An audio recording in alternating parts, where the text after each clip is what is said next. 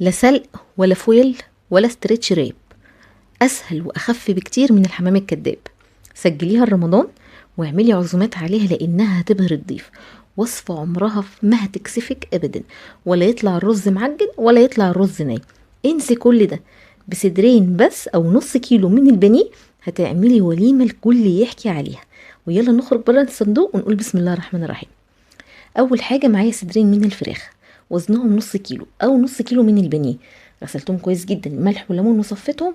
وهبتدي ان انا اقطعهم اي تقطيع عشوائيه واحطهم في الكبه، وهبتدي ان انا افرمهم فرم ناعم جدا جدا جدا. لو انتي ما عندكيش كبه تقدري ان انتي وهما متلجين كده تبشريهم بالمبشره على الناحيه الناعمه عشان يبقوا ناعمين معاكي ومفرومين. حط عليهم عشان الصدور طبعا ما فيهاش اي نسبه دهون، حطيت عليهم حته زبده، او لو عندك اي نوع من انواع الدهون حطي عليهم يعني حوالي 3 معالق كده من الدهن المفروم برضو. بعد ما طحنتها في المفرمه او عملتها في الكبه ونعمتها بالشكل ده، هبتدي ان انا اضيف عليها 3 معالق كبار من البقسماط الناعم علشان الفراخ تمسك معايا. وهبهرها بقى بالبهارات بتاعتي العاديه خالص. حط عليها معلقه صغيره من الكزبره الناشفه، معلقه صغيره من الفلفل الاسود، حطيت كمان بودره مرقه دجاج او مكعب مرق دجاج، بس المكعبات بتبقى مش حلوه شويه في الفرم، لما نيجي نفرمها البودره بتكون احلى في الحاجات اللي زي كده.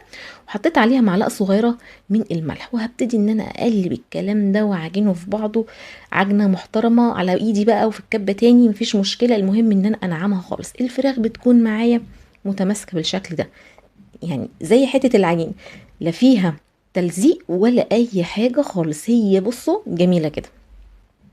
نسيت اقول لكم ان انا فرمت الفراخ وهي ساقعه علشان تديني القوام الحلو ده. حطيتها في التلاجة على بال ما اجهز الحشوه بتاعتنا. النهارده جبت الحله بتاعتي، حطيت فيها معلقه من السكر كبيره على حله فاضيه خالص مفيهاش اي حاجه، وهبتدي ان انا اكرملها على نار هاديه لحد ما تتكرمل. مش بحرك السكر ولا بقلبه ولا باجي جنبه لحد ما هو يكرمل لوحده كده ويسيح لوحده خالص مع نفسه. اول ما يبتدي يسيح هبتدي ان انا ارزعه كده عشان اتاكد ان مفيش اي سكر ما تسحش. وبعد كده هبتدي ان انا احط شويه زيت، يعني حوالي معلقه كده من الزيت مع معلقه صغيره من السمنه البلدي كده حلوه.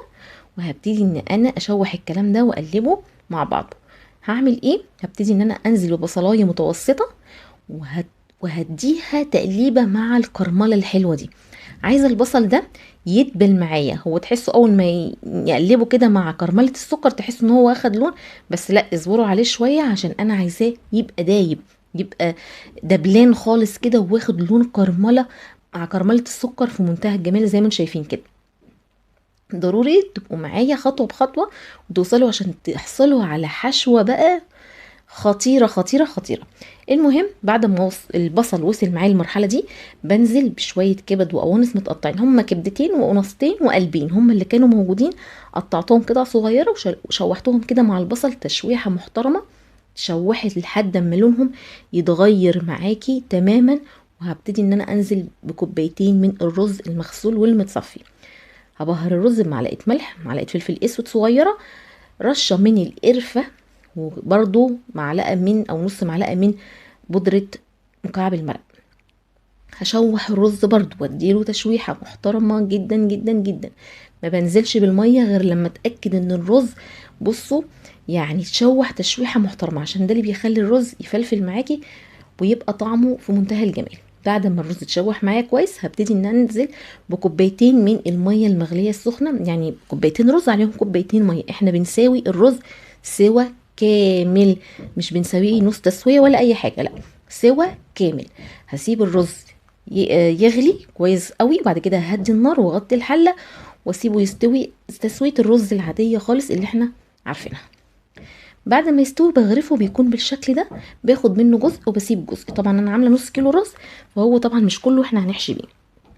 خدت كده الكميه اللي انا هحشي بيها وتعالوا نشوف هنحشي ايه. ده بيكون شكله، عايز اقول لكم طعمه بيكون في منتهى الجمال. جبت كيس تلاجة فردته، دهنة زيت كده فرشة زيت عليها. والفراخ بتاعتي انا قسمتها على 5 كرات، كل كوره 100 جرام او 100 وحاجه بسيطه، لان هي اصلا نص كيلو من الصدور، فطبيعي هيديني ايه كل كوره 100 جرام. وطبعا البقسماط والتوابل اللي احنا حطيناها دي ايه يعني 100 جرام وحاجه بسيطه. تمام، كوره كوره كده. وجبتها فردتها بين كيسين وببتدي ان انا بنشابه كده صغيره بفردها برققها. وركزوا معايا، الفراخ مفرومه وكمان بنرققها، يعني مخلينها بصوا رقيقه خالص اهي، فردينها كده زي بالظبط اهو، شايفين اكبر من كف ايدي. فراخ رقيقه وبصوا ما شاء الله متماسكه، مش بتقطع منك ومتشمعه كويس جدا جدا جدا عشان احنا عاملينها صح. جبت بوله صغيره، البولات الصغننه خالص عندنا في بيوتنا كلها، حطيت فيها برضو نفس الكيس، وهبتدي ان انا ابيت فيها قطعه الفراخ او شريحه الفراخ دي، ابيتها كده. وهعمل ايه بقى؟ اقوم جايبه الرز وملياها رز، لان انا هنا بملي بقى على الاخر.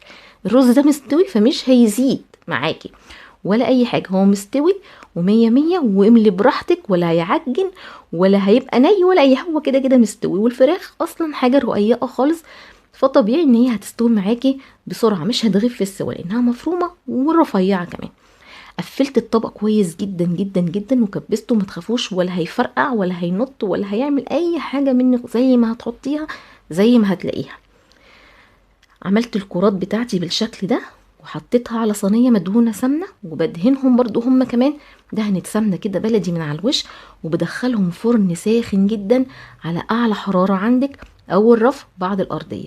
بتاخد تقريبا نص ساعه، وبطلعها وبشوفها من تحت كده، لقيت لونها ما شاء الله واخد لون ذهبي، وطبقه كده مقرمشه في منتهى الجمال، وريحتها خطيره. بصوا حلوه جدا جدا جدا. كل فرد بقى بياخد له حاجه من دي اكنه خد، بصوا خروف. شايفين الجمال؟ شايفين اللون اللي من تحت؟ هديها بقى دهنت كده صلصه او كاتشب او اي حاجه من على الوش، مع شويه زيت ملح وفلفل اسود وعصره نص ليمونه ودهنه كده محترمه، ودخلها بقى تحت الشوايه، بس برضو على اول رف بعد ارضيه الفرن، وطافيه الفرن ومشغله الشوايه من فوق، تاخد اللون القمر قمر قمر ده. شايفين الجمال؟ اللهم بارك. واخده لون رهيب. طبعا الفراخ مستويه لان هي رقيقه ومفرومه وما شاء الله مش هتاخد وقت، والرز اصلا كده كده مستوي، فانا ضامنه النتيجه. غرفت الرز بتاعي في الطبق اللي هما بقيه الرز اللي انا كنت عاملاه، وحطيت عليهم الكمال ده كله. ايه رايكم بقى؟